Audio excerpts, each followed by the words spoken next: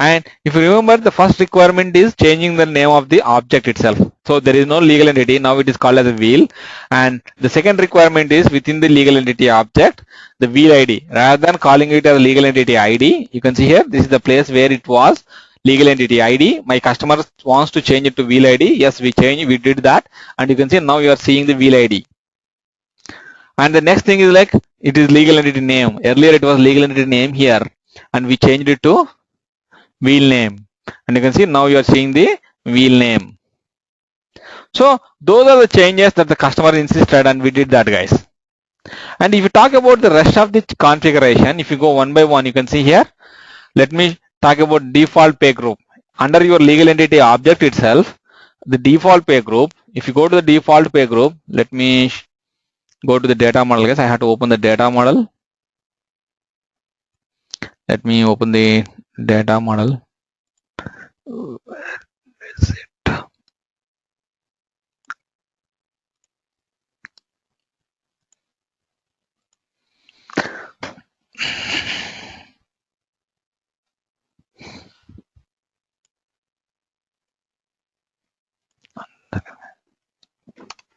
Yeah, here you can see this is the data default pay group, guys.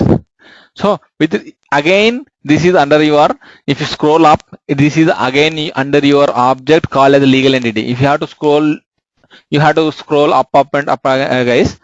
So you can see here, this is under the wheel object. I mean to say this is under the object company, your legal entity object only. So if you go here, let me read the requirements. What are those requirements, guys? So you see here, they don't want to use this particular field at all. Okay, see right now, let me show you. You see here, the visibility is both, and where is your, you see here, the default pay group is here available, but my customer or my client is asking, don't show this default pay group, or don't even show this particular field on the screen when you are trying to create a new company in your organization. So that is what he has mentioned here, guys. You can see here, it is not all required. They are not going to use it. Okay. So I have to go ahead and make sure that it is not going to be visible on the screen. So in order to make a field as not visible or should be hidden from the screen, what is the attribute that we are supposed to change, guys? You can see here, this is the field. These are the technical attributes that are associated to the field currently, and it is visible on the screen. My customer is telling that don't show that particular field on the screen. So what attribute that we are supposed to change here, guys?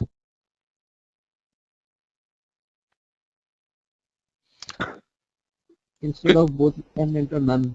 Visibility to none. Yeah. Exactly, guys. So you have to set the visibility to none.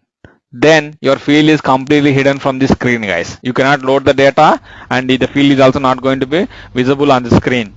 So that is the next requirement. Also you can see default location, the same thing again. The default location also they don't want to show on the screen. Let me go here, and you can see here, let me change it to none. Okay. And after that, you can see here your standard hours.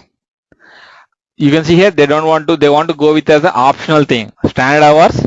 If you read this requirement, right, under the column row 14, standard hours is the technical field, and the label is the standard weekly hours. It's a decimal data type. Everything is fine, but they are making the required attribute to no, which means that they don't want to make it as a mandatory field while creating your legal entity or your company. So if you go to the data model, what the technical field name, standard hours. You can see here, right now it is set as true, which means that it is a mandatory field. You see here, standard weekly hours is a mandatory field. I cannot create a new company without updating the data in the standard weekly hours. Let's say if I want to create a new company called as like AS underscore India underscore training.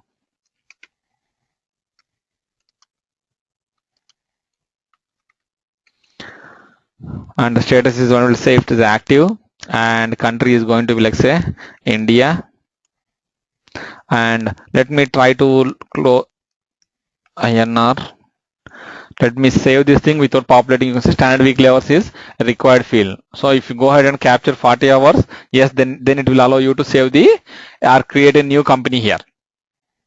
But my customer says that no, I don't want to give the standard weekly hours when we are going to create a new company in our organization. Yes, that is what the requirement that they mentioned here in this particular row. They don't want to make with a, they don't want to go with as the standard weekly hours as a required or a mandatory field. They want to make it as an optional field. So go here. This is the standard weekly hours, and the attribute, the technical attribute that carries the property of whether a field is mandatory or not is going to be your required attribute, guys. So right now you can see it is set as true, which means that it's a mandatory field. I want to go with a optional field. I'm turning it to false. So let me finish this and let me load this thing into system, and then I'll move on to the other things, guys.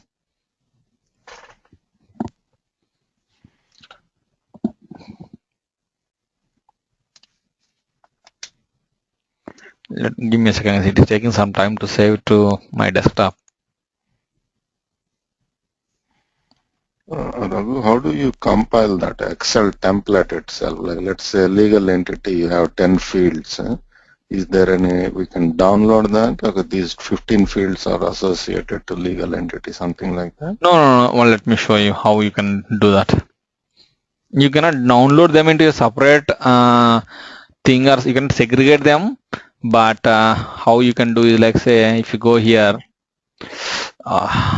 unfortunately this is not working, guys. So the table view, right? This will give you very clear information, guys. You don't need to look at your tags. Give me a second, guys. 1 second.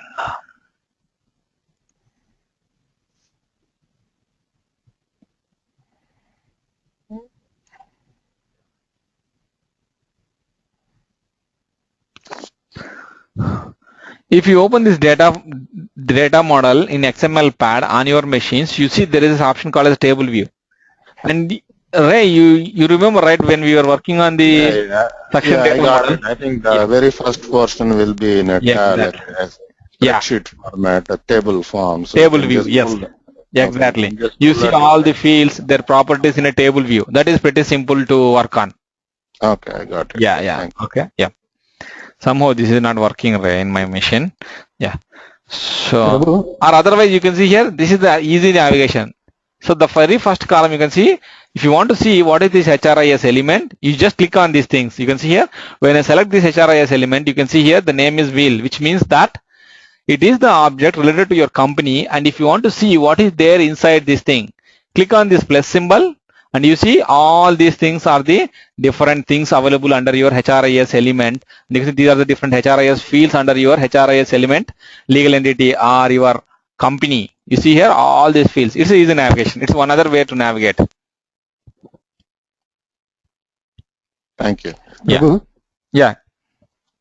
So I'm assuming I might be wrong too. So the legal entity, when you create it, so in moving forward, when you're hiring an employee or someone, if the add employee belongs to that particular entity, and if you have given a standard hours of 40 hours, I'm assuming that will be defaulted or whatever it is over there. Yes, you can do that. Yeah. So what if a company same company has a multiple locations, each location has a different working hours? Yeah, I'll talk about that. Your company, under that you can create different business unit, and if you want to relate this business unit to your particular company, you call, if you remember, I told you just about associations, your relationships. You have to build a relationship between your company, business units, and you have to build a relationship between your business unit and the job information of the employee. So in the business unit also has a standard hours? Yes. Okay, thanks. Yeah. Location or business unit, they have standard hours. So by default, SuccessFactors provide the standard hours in location. I as far as I remember, it is in location, guys. But let me check in business unit as well, and then you can build an association between, or if you want, you can build a custom field also, guys. And with respect to these data models, you have a lot of custom fields, guys. It is not limitation of 15 fields. You have a lot of there are around 20 date type fields, there are 20 string type fields, there are 20 decimal. So you have like around 160 or 180 custom fields for each object. And where you can find that is, you can see here, if you go down, you can see here custom date type field 5. And you can see the custom number field, which is of long type. And you can see here custom double type 15. There are around like 160 or 180 custom fields available with each object, guys. Each object, not throughout your entire data model. So your entire data model got like around, I don't know, like around 1800 or 2000 custom fields, guys. So you have more than sufficient custom fields available in your employee central corporate data model or your section data models, guys. Just for your information, guys, because we have limitation on the section in the talent management suite, right, where we have only 15 custom fields available to us, and we have to restrict all our requirements inside that. Here we don't have such kind of limitations, guys. So we did the next two requirements, right? One is these two things we did. So let me go ahead and load that into the provisioning system, and we'll verify that quickly. This is your data model and your 1502 corporate data model. Click on submit.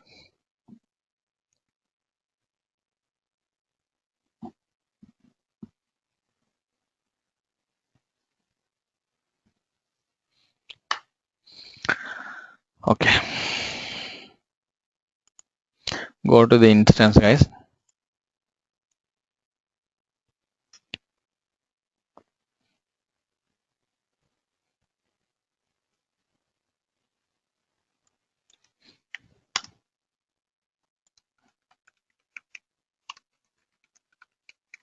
And for a couple of people, I created the access and send their emails, guys.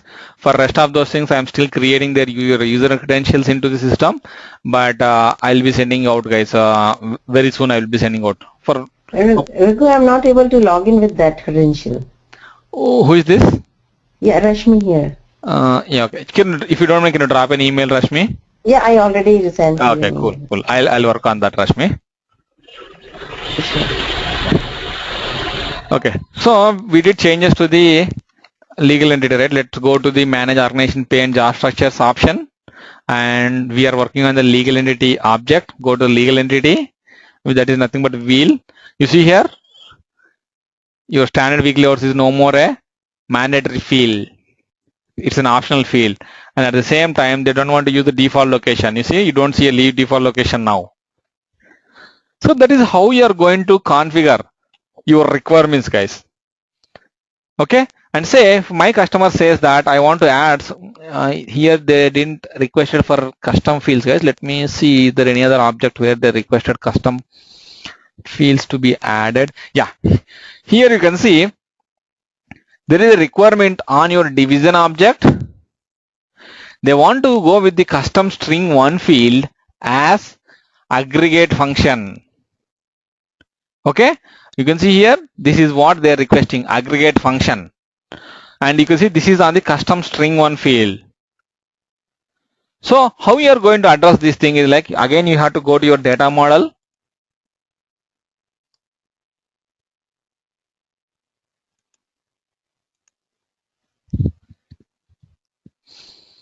So now the object we are working is, you can see here, division is the object, guys. So inside the division object, one of the requirement is, yes, I am not doing these things, guys, because I already did, or I already showed you how to do the, or how to accomplish such kind of requirements. But here you can see here, it's a custom field requirement, which is different from the things that we handled so far, right? You have to go to your division object, and you can see here, a division, my customer wants to call it as a spoke, and inside that, he wants to use a custom field called as custom string 1 field as aggregate function. Let me go to division. What is, okay, just give F3, guys, it will keep on move. You don't need to worry about that. Just give F3, it will keep on move to the next matching mode, guys.